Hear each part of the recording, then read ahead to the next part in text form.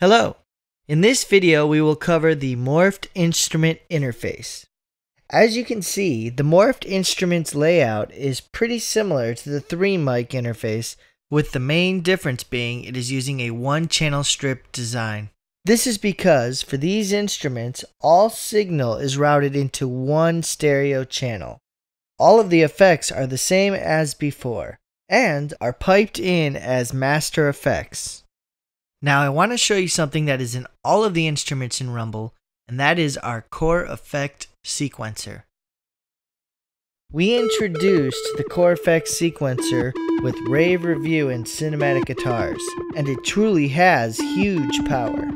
We took this core effects sequencer and built on it, giving you additional ability to not only automate an effect by drawing it in with a step sequencer, but also giving you the ability to toggle the core effects sequencer into LFO mode, which allows you to create and assign custom LFO settings to automate an effect.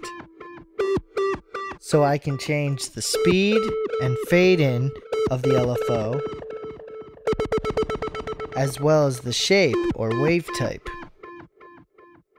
This new LFO functionality is available with filter, volume, and pan, and it really does some cool stuff.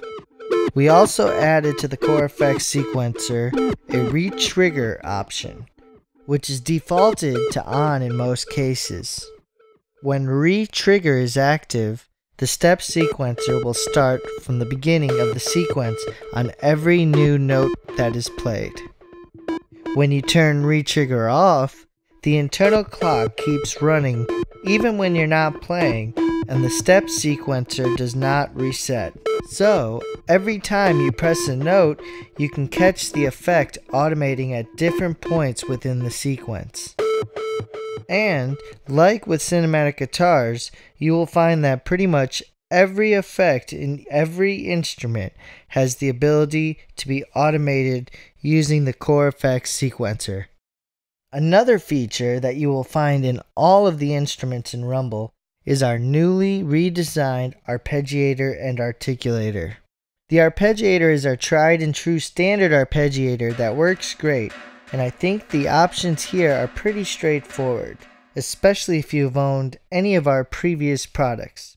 The big new introduction to this module is with the articulator. What the articulator does is take the input velocity of how hard you press a note, and then it adds or subtracts from that velocity value the amount that is displayed in the articulator for each customizable step in the sequence.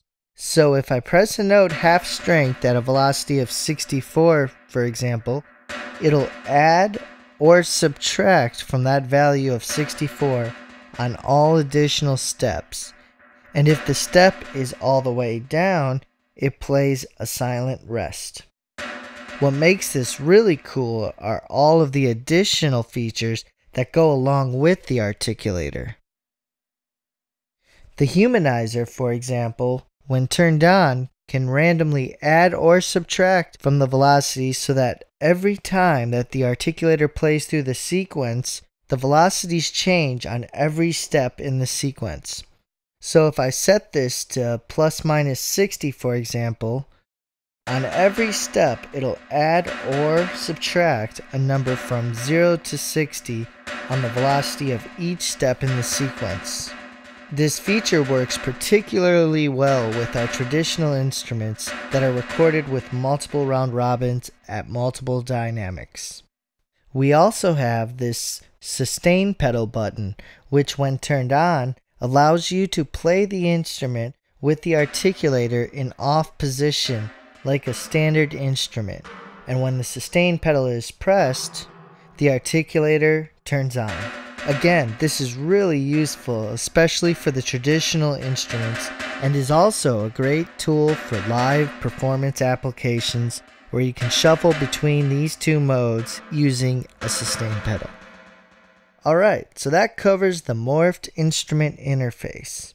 In this next video, we will cover the loop instruments, which is something we put a lot of time in developing, and I can't wait to show you.